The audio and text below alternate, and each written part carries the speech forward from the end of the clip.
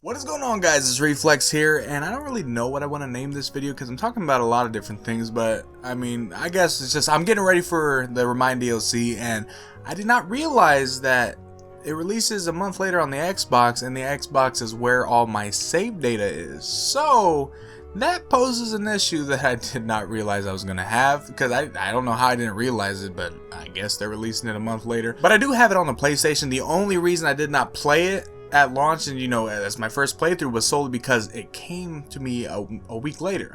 Your boy tried to get it early, like I did. I seen so many people. I tried for a whole month before it came out to get it early, and I actually did get successful and managed to secure a copy a day early, so I thought. But instead it came a week later.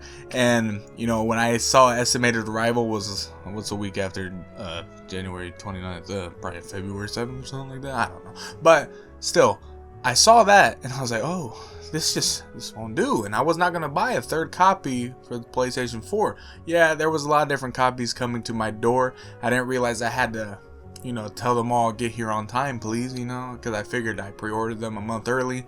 Y'all at least get here the same day I wanted it. So instead of that, I had to digitally download a copy on the Xbox, because I wasn't gonna, like I said, I wasn't gonna buy another copy on the PlayStation. You're probably wondering why I bought so many copies. I have so many copies of just Kingdom Hearts in general.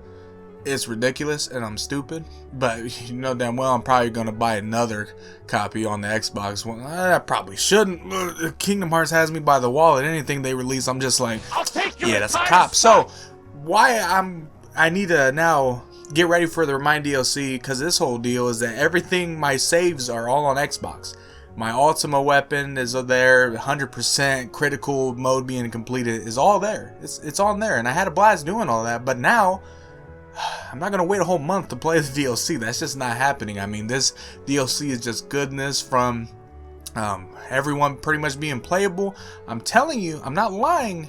If Axel/Lee, I mean, he told us to call him Axel, and I mean, anything Daddy says goes, but if he is playable, something's not safe, because I'm gonna be hype. We haven't seen any footage of him being playable other than him doing close-up attacks of them just showing us, but that just could be some like type of reaction command where he's looking saucy. But I hope he's playable. If he is, oh, that's gonna be awesome. But regardless, this DLC is amazing. There's so much stuff into it, aside from all the late game stuff with the Keyblade Graveyard, all the extra cutscenes. You got Yozora, you got the whole Kairi and Sora. We're finally figuring out exactly, we know what happened, but now we get to see the events leading up to that. So I think that's going to be awesome. The search for Sora, Radiant Garden, seeing all the Final Fantasy characters and all that. I think that's going to be cool. The potential fighting Sephiroth for the third and final time, I think, will be pretty badass. Whether or not we get that, I have no idea, but it would be awesome. I honestly, if they want to hide Sephiroth behind an insane completion wall, I will literally, if they say like, oh, okay, we're gonna need you to complete critical mode level 1 without using cure or even moving your left analog stick to even once, I would try to do that. Like, I want to face him one final time, but I need to get ready. Because like I said, I'm not waiting a whole month to play this. Now, if I don't exactly know how they're going to do this, like, do I have to play through it again and get to the end of the game and do all that?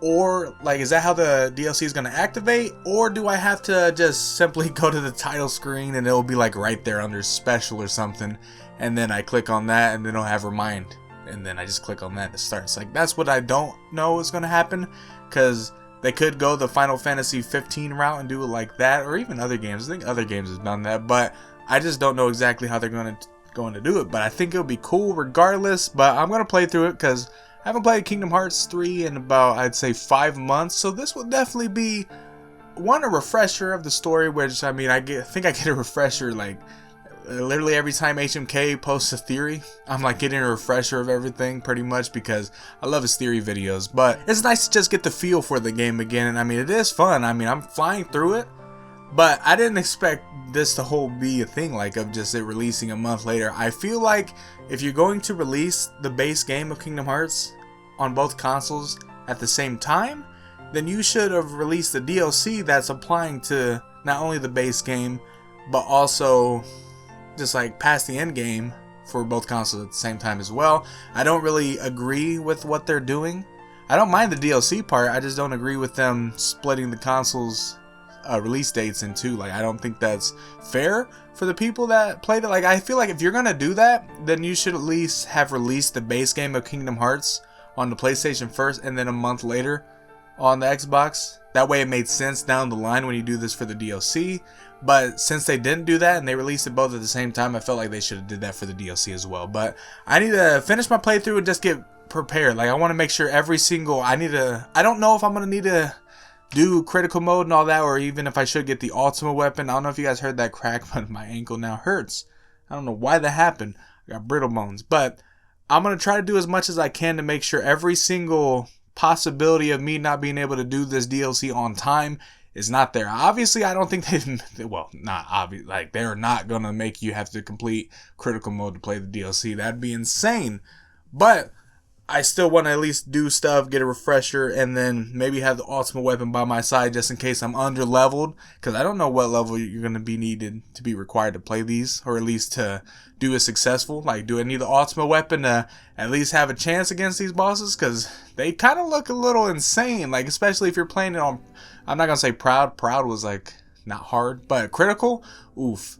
That look, I mean, critical's hard in general, but these bosses, I feel like it's going to take people some time to learn them, because they do look a lot more harder than the rest of the whole game pretty much as a whole, especially when it was just proud and not critical mode.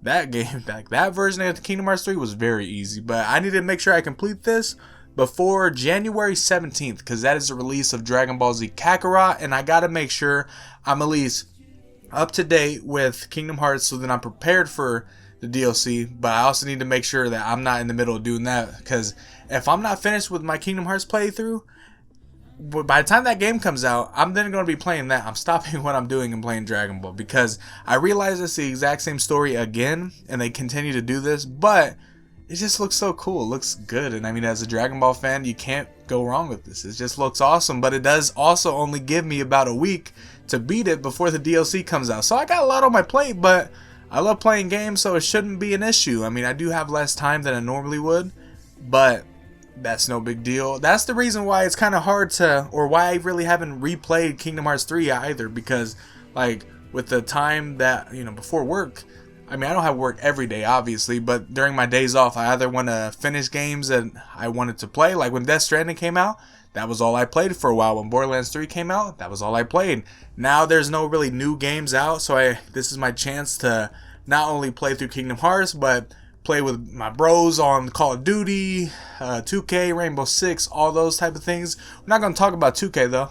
I mean, probably no one that's watching this video plays 2K, but if you do, well, I know a couple people actually. Shouts out to you guys. You know who I'm talking about. But to those two people, the state of 2K, you guys already know how that's going. So, I mean, I don't need to tell you. But hopefully 2K21 does better, because they're probably going to have competition in the next gen. But alright, I'm off that. We're talking about Kingdom Hearts. But let me know down in the comment section below what you guys think about this whole DLC. Do you think it's going to be released like in a way where you can play it immediately, you know, by just going to like special and then clicking on it and playing it that way through the title screen? Or do you think you'll have to beat the game, go to a certain world, and then all of a sudden the DLC will start? Like, that's one thing that I'm not entirely sure how they're going to do, because no DLC I think has ever been this, like, just much. Like Kingdom Hearts 1, it was simply a few extra cutscenes, a few extra bosses, but nothing that added after the ending.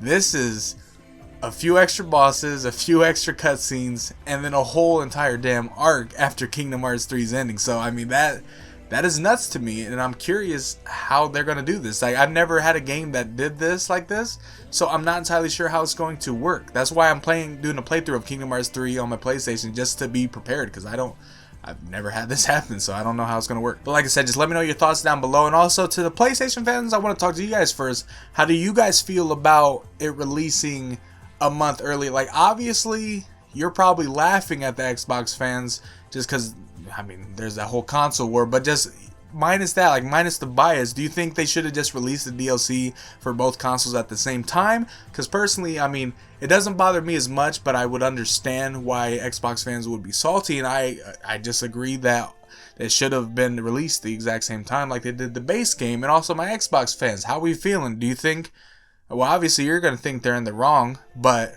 do Do you also agree that they should just release it like they did the base game? Because, I mean, I personally think so. But yeah, just let me know your thoughts down below. But hopefully you guys did enjoy this video. If you did, leave a like, subscribe, and you guys know the drill. I will see you guys later.